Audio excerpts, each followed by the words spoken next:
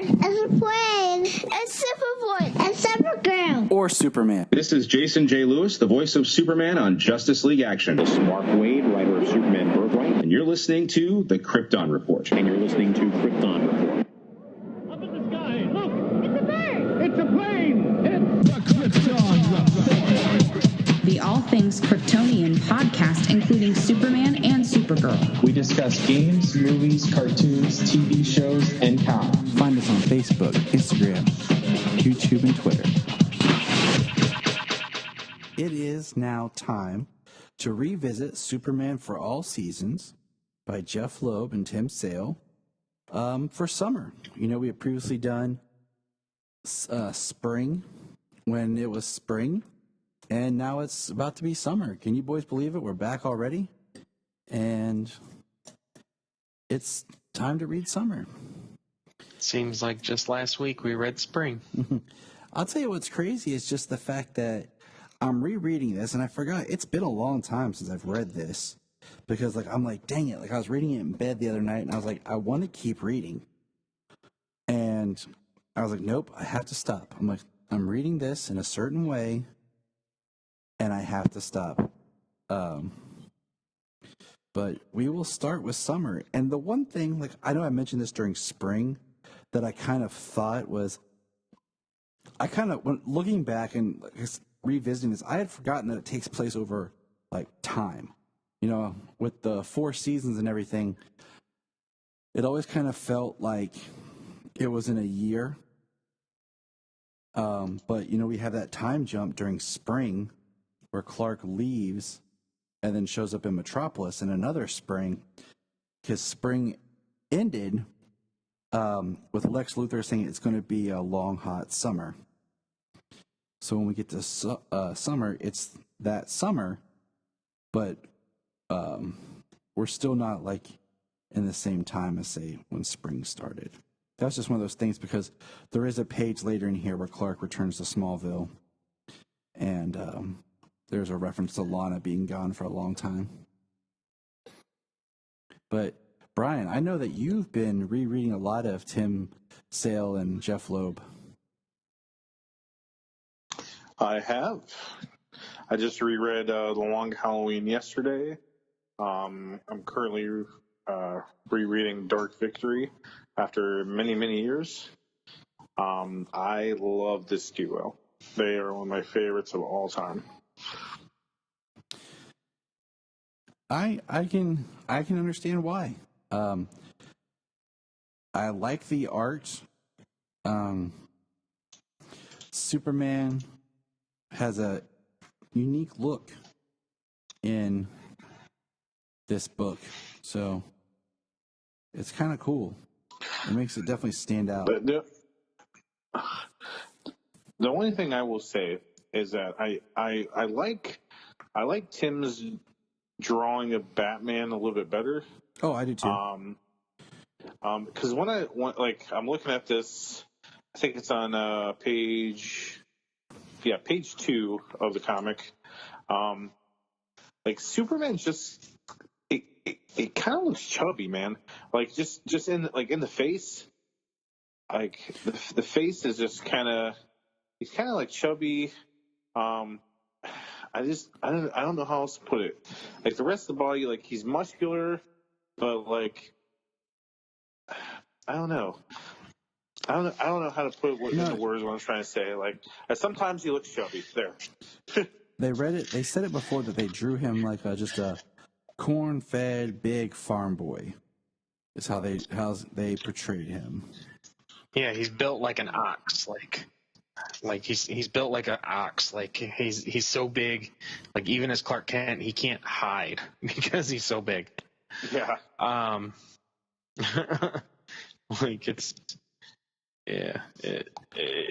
He as Clark Kent, he slouches and stuff.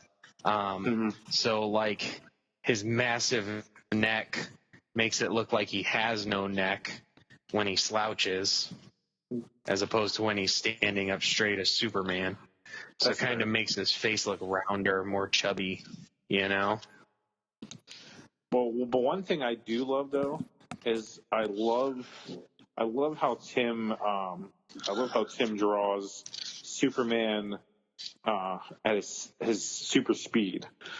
Like there's a panel where Superman grabs a weapon from somebody, and Tim he just takes like a pastel color and he just smears this red and blue. He's the red blue blur. It's done so well. I just love it. And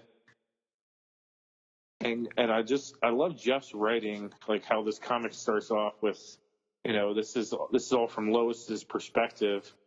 But I love how she says, what was it? I'm trying to get to it. I apologize. Where are we? Page mode, panel mode. Okay. But she's talking about you and your digital. I got the physical book in front of me. Yeah, I don't. Sorry, go ahead. That's all right, man. We just give each other crap about the digital and physical media. I'm holding my handy dandy trade paperback that I purchased at Half Price Books for like $7. There you go. But she says, he flies. He can see through walls. He can lift up cars or bounce bullets off his chest or do just about anything he wants to. And that's the part that gets me. Oh, crap. And she's like, that's the part that gets me. He can do anything he wants to, and he decides to do what? He decides to be a hero. Yes. And she's like, and we live in a world where nobody sticks their neck out for anybody. I write about it all day long. We lie to each other. We brutalize each other. We kill each other. And here's this man.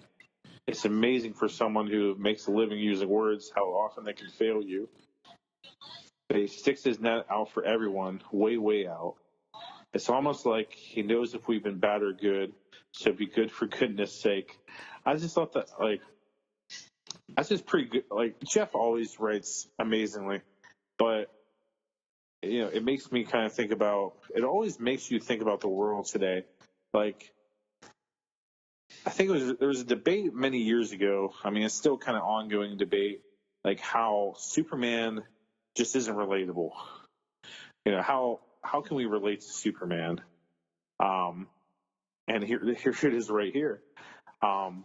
We live in a world where nobody sticks out for anybody. Nobody sticks up for anybody. Nobody wants to do anything for anybody. They just want to lie to each other, brutalize each other, kill each other, treat people like horrible people. But here's Superman, despite all this, sticking his neck out for people, taking care of people, showing good to people. And that's just good stuff. It's just, it's kind of like that discussion about, old values and people and just, friendliness and the nature and how, people are self-absorbed, and he's not self-absorbed.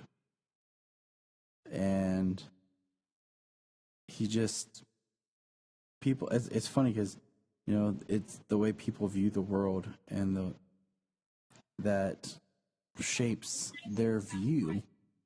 And it just shows that a lot of people have a pretty sad view, if you think about it, on the world and on life. But I love this splash page, the 2-page of just him flying in the city.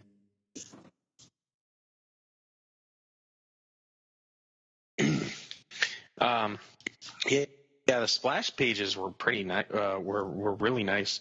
I loved them.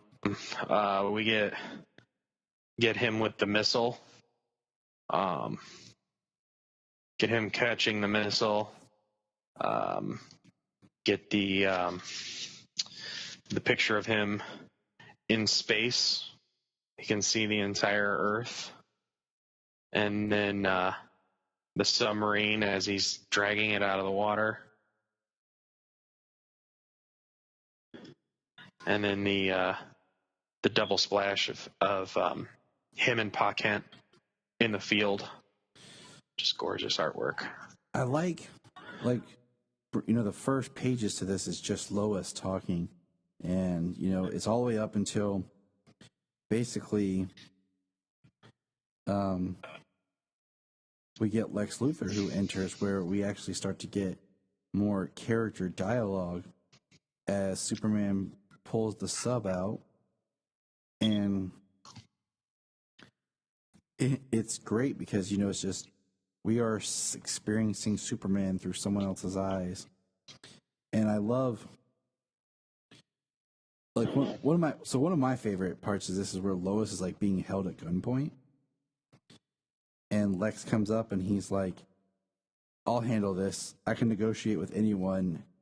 And before he can finish terrorist, Superman takes the gun and crushes it. And it's just, I love how just Superman undermines Lex without really meaning to.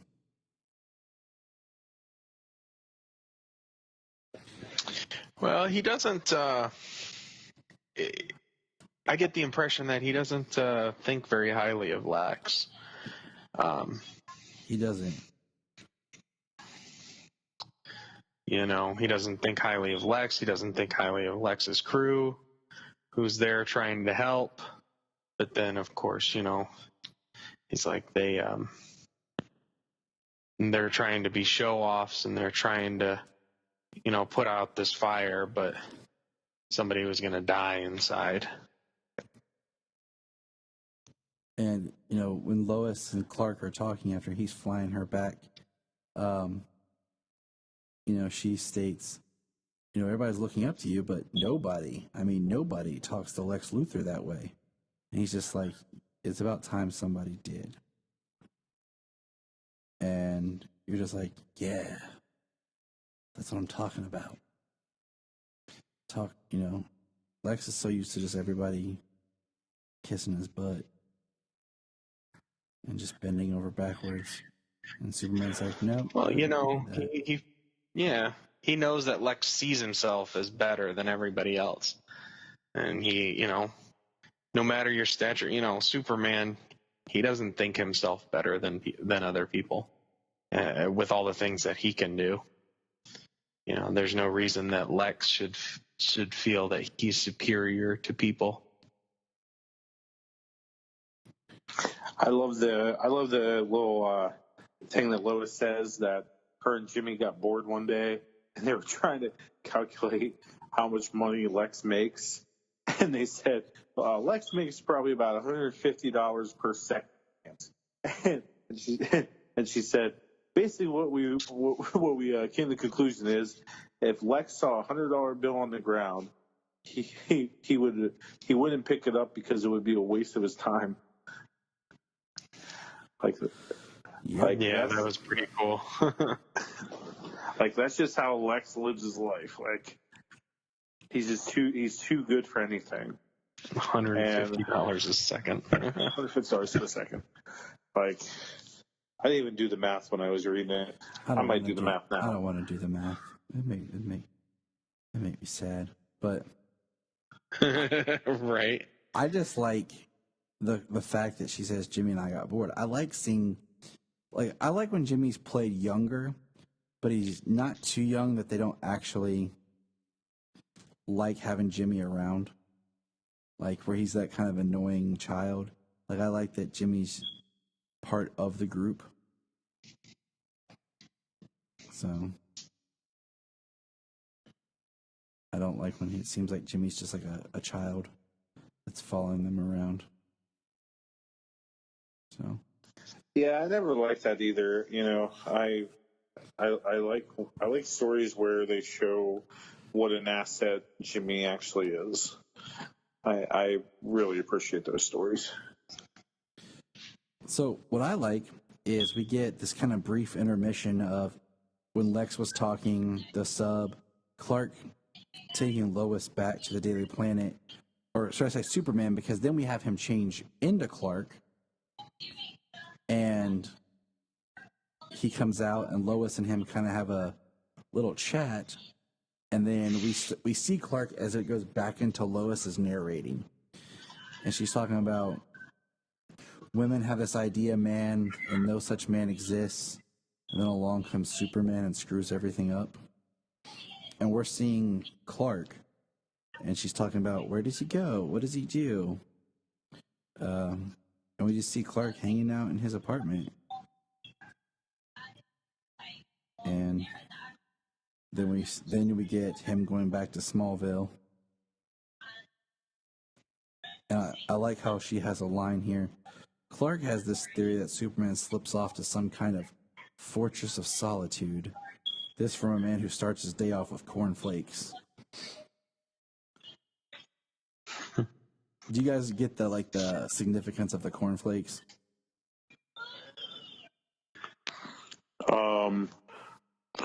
Cornflakes is made of corn, and Clark's standing in a cornfield at that second. The old Superman, the Adventures Superman used to do was sponsored by Kellogg's, and they used to do commercials where him and Jimmy would have breakfast, and they'd have cornflakes, and you'd have nice. You'd have George Reeves talking about cornflakes or whatever other. I was so close. It's a really interesting kind of thing where they talk about, like on the Superman documentary, about how Clark and Jimmy waking up and having breakfast together was okay, but the idea of Lois stopping by for breakfast, that's a big no-no. So just interesting little. At least she wasn't waking up to have breakfast there. Yeah, I know. I was right? You guys can always spin it, but I like when Clark walks in and Pa says, "Can you stay for supper?" And he's like, "How'd you know it was me?" He said, "Mud on city shoes has its own sound, and I know your footsteps anywhere, Clark." And then there's that splash page of them in the cornfield, which is awesome because you could probably feel the thud of him walking across the field from 100 yards away. Big as he is. I'm watching the cornfield grow rather quickly across the street from me, so I'm just like, I miss that view. It's nice. But so we have Clark's in Smallville, and it's just kind of neat because we see the way he presents himself, and he goes to Lana's house, find out that Lana is gone, and the preacher's there. He's been tending to the garden and everything of the house since Ruth passed on. With Lana gone, it's kind of interesting how the people still take care of each other, and we get little bits of Lois's overarching narrative. And then we run into Pete, and they go back to the soda shop, and it's, much like we saw in Spring. I like how we get very little narrative of his time in Smallville. Yes. It's only in the first few pages, then it's gone until he leaves.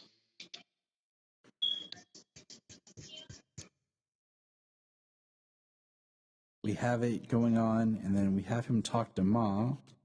I was going to talk to Ma. And then it picks back up when he's stopping the fire, which we now meet the Lex. What would you call these guys? Like Lex bots? What are they called? Guardians of the City. They're basically like Lexo suits, but they're androids. Yeah, LexCorp's Guardians of the City. This is LexCorp's latest attempt to move the spotlight off Superman.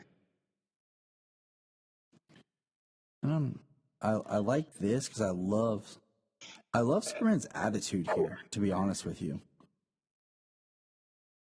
I just really love how he's just like, he's annoyed by all this.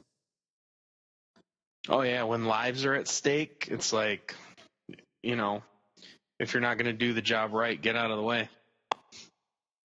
Because he comes up to one, and we just see the panel of him like, tell your boss. And it's just pushed away. And we see that there's a person inside.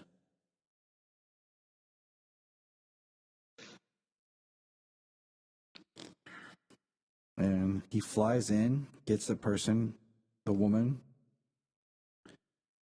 puts out part of the fire and flies out, puts her down. She says, bless you. He tells the bots to clear the area, and then he puts out the fire. This is a job for Superman. In pretty awesome fashion. Spins really fast and sucks all the oxygen up, which draws the fire out. Which is awesome. Yep. And then, we get a little thing at the bottom. We have Lois talking. And then we get the next page is Lex showing up to the person's home who Clark rescued. And we find out that basically he's her angel, and she's extremely obsessed with Superman. She has pictures and clippings and candles. Posters and candles and shirts or pillows or... I mean, yeah, look, I don't have candles lit in my basement. Okay? I'm not. I was going to say, your shrine is everything but that. Well, they're not lit right now. Yeah, I don't have a candle vigil at my house for Superman, fellas. Sorry. Oh, see, I thought you lit a candle every time Superman saved somebody. Yeah, I would be burning my house. I thought you lit a candle every time Bendis publishes a book. Well, that's just praying it's going to be good. Exactly. or lighting a candle for each good issue just lost. No, I'm just kidding. Anyway, so you still need that goat for that sacrifice tomorrow. But so I mean that kind of ends summer. I did like the line I forgot here when he's talking to Pa. And hold on, I don't want to paraphrase it. I actually want to say the actual line. So hold on. He says, Pa says, hot in the city, Clark. Clark says, air conditioners everywhere, Pa. It's like they don't even notice it's summer. And then he referenced the dog, Shelby. Says Shelby's gotten older. So it's just kind of interesting, There are these little continuity things that kind of are fun to play with, like Clark's dog, before Crypto, or if it was Crypto, or kind of like how they on Smallville they tried to play it both ways. Yeah, it was Shelby, but they also called it Crypto, so you could kind of get away with it. But yeah, it was just a nice Easter egg, but it was really cool that they had his childhood dog named Shelby. So, but I liked summer. I still prefer spring better, but it was a nice kind of continuation chapter of the story. I did enjoy it. I did enjoy like it being narrated. Well, first chapter Spring was by Pa, wasn't it? By Pa Kent. Yep. And then this one's by Lois Lane. And then the next one's by Each Lex. one's narrated by somebody else. Yeah. So I'm intrigued just because, like I said, it's been so long since I've read it all. I've forgotten a good bit of it, and for some reason I remembered Spring really strong in my mind. but the rest of it I remember pieces, so it's a good little chapter to revisit for the long hot summer hopefully ahead of us, but who knows. We'll probably be, ready for snow next week. It's how we do in Ohio. Yeah. I think it's very few years that we get snow beyond May, though. It's you never know what's going to happen right now. It's the end of time. No.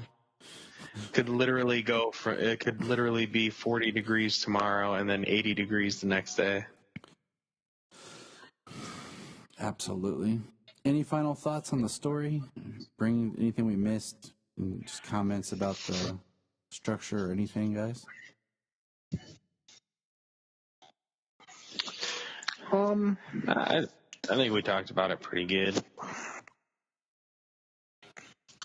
My only hang up with this story is it would have been really I would have liked to see Jeph and Tim do different takes on some Superman villains. When you get to Long Halloween, you get to see kind of like the best of the best in their version of the villains.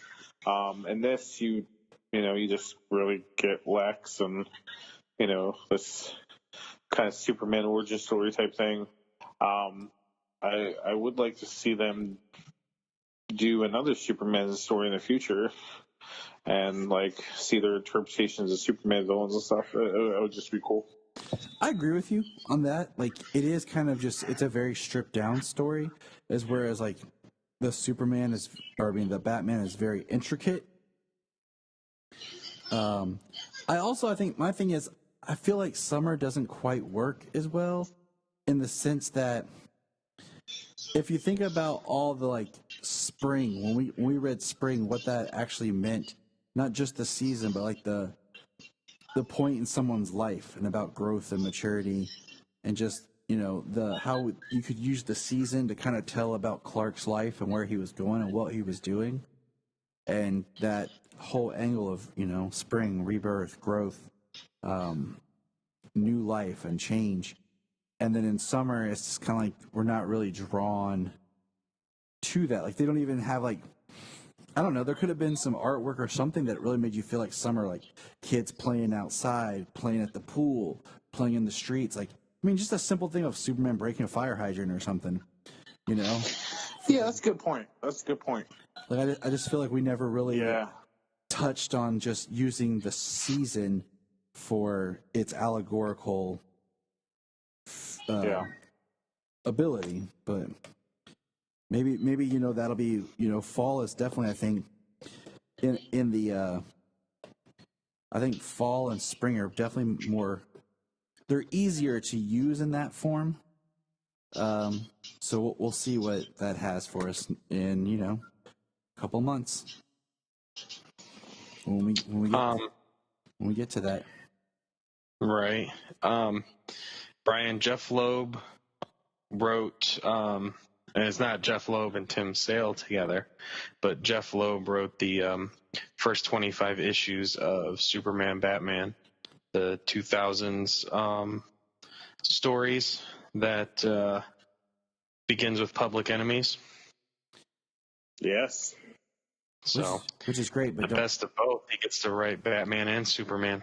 But Brian's gonna get mad because he doesn't have Tim. No, it's okay. It's all right. Let me ask you guys this real quick. Jeph, do you feel you gravitate more towards an artist or a writer? Different facets of both. I mean, see, I find like I gravitate towards a writer, but I love certain artists. You know what I'm saying? Like if there's an artist I really like, but they're doing a book that maybe I don't care about the character or who's writing it, I'm just like, but I still want to see the art. But I don't know. I'm more apt to like, oh, this is written by this person to read it. Because then I get really bummed when like you have a great writer and the art is not good, but I'll still partake of the story because of the writer. I don't know. Right. I'm just more like. Well, I mean, for me, the comic books. I mean, they actually. I prefer that both a talented writer and a talented artist and art style that that I can gravitate to.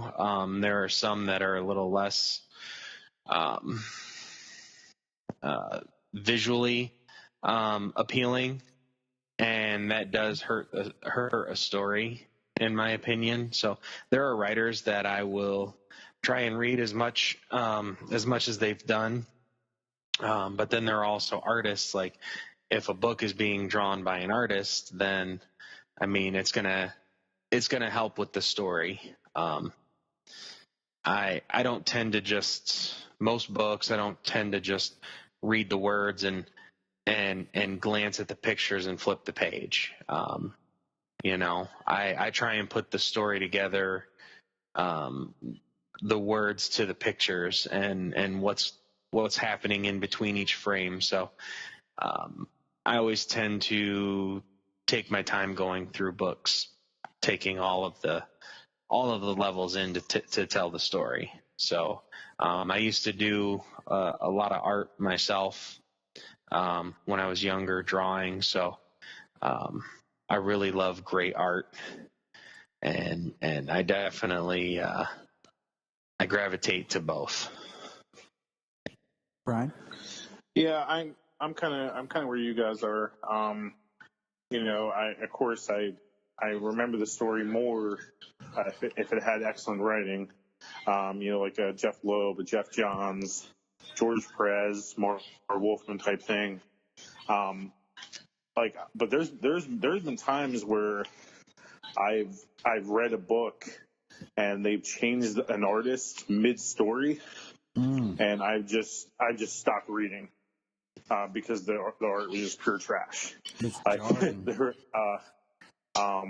think it was like Ultimate X-Men, kind of when they were starting to do like the Phoenix Saga, it might have been. They were right in the middle of the story and they changed the artist to like a heavy. It went from like a really nice art that it wasn't totally like realistic, but you know what I mean. Like it was more like, okay, I could see these people in my head more. And then they switched to like a real heavy like anime type drawing, but it wasn't even like good anime. It was like cheap anime, and like barely any faces on the characters. It just was trash, and I just stopped reading it. I couldn't get into it anymore. So I'm kind of in the middle where, it has to be at least tolerable writing. It has to be somewhat good, But I don't know. I tend to remember. But if you were to ask me what I remember more, I remember the writer more than I remember artist. All right. We'll definitely do something soon about, art in general. Well, it's like Action, the current run of Action that I forget who the artist was before, but then a handful of issues ago, John Romita Jr. came on the book. Mm-hmm. And, he's a good artist, obviously. He's got his work is great, but just it's not my favorite work for Superman. And like the way it was, they switched it at the end during the Justice and Doom War. And right in the middle of that, you go from, one art style to another, and his art style really did not go great with all of the fights and the battles between the heroes and Luthor's Legion of Doom. I didn't find it very appealing. So No, I've spoken my piece enough times on the show about John Romita Jr.'s work, so I don't have to keep saying anything. But that's going to wrap up, Superman for all seasons, summer. I highly recommend it. If you haven't read it, pick it up. It's on DC Universe. Read it. Follow along with us. And, until next time. Look up in the sky. Look up in the sky. Look in the sky.